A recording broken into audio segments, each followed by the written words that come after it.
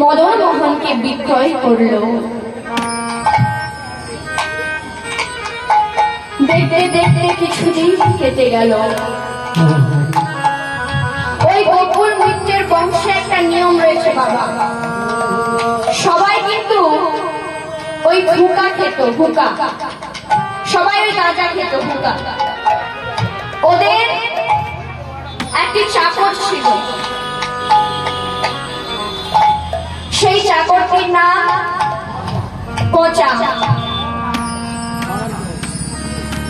সেই পচাকে বলে, এই পচা, কোথায় গেলি রে, কোথায় গেলি?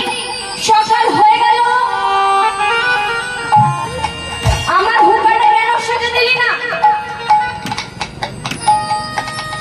আরে এই পচা!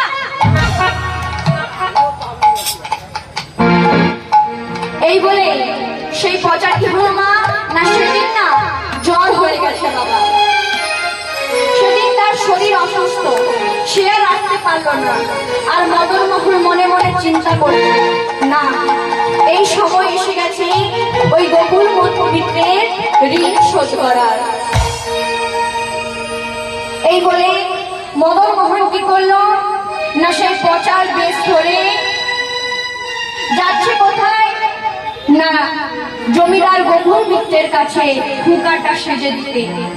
যেই না হুকা সেজে দিয়েছে, যেই না টানটা দিয়েছে বাবা, কি সুন্দর! হ্যাঁ রে পচা, তুই আজ প্রত্যেকটা দিন আমাকে হুকা সেজে দিস, কিন্তু আজ এত সুন্দর সেজেছি, মানে কি বলবো, খুব সুন্দর হয়েছে।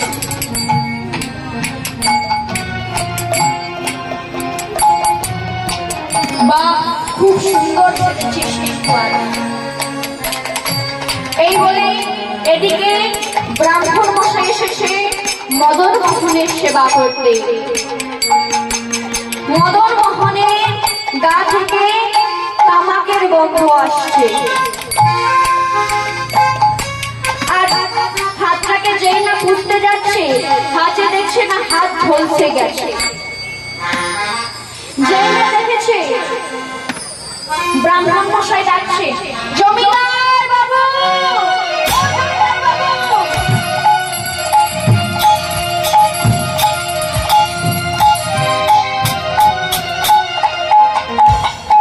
একটু আসুন তো। এই দেখুন জমিদার বাবু, মদন মোহনের হাত কেমন ঝলসে গেছে, আর গা থেকে তামাকের গন্ধ আসছে। জমিদার বাবু বলল, প্রভু তবে তুমি এসেছো, প্রভু আমাকে ক্ষমা করে দাও প্রভু,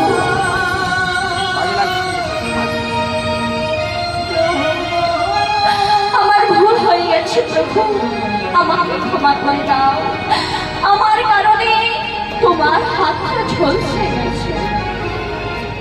প্রভু আমি তোমার কাছে প্রতিজ্ঞা করলাম, আমার পূর্ব জন্ম থেকে যে চলে আসছে এই তামাক খাওয়া, এই রীতি আমি আজ ভঙ্গ করলাম।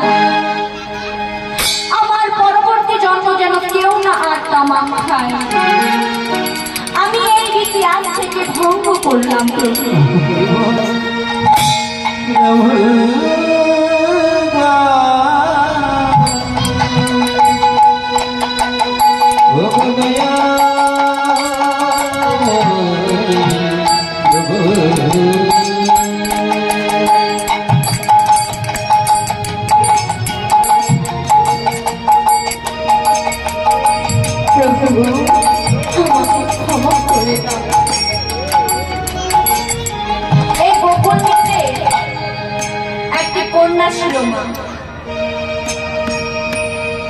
যার নাম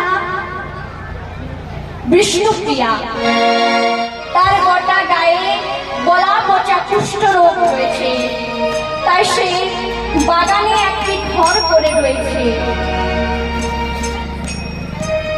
মদন মোহন কি করলো না ব্রাহ্মণের বেশ ধরে সে বিষ্ণুপ্রিয়ার গোটা শরীরে হাত বুলিয়ে দিল, আর তার গলা পচা কুষ্ঠ রোগ ভালো হয়ে গেল।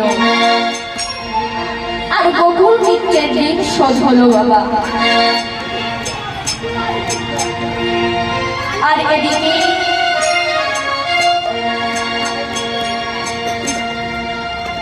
বিষ্ণুপুরে দুর্ভিক্ষ ছড়িয়ে গেল।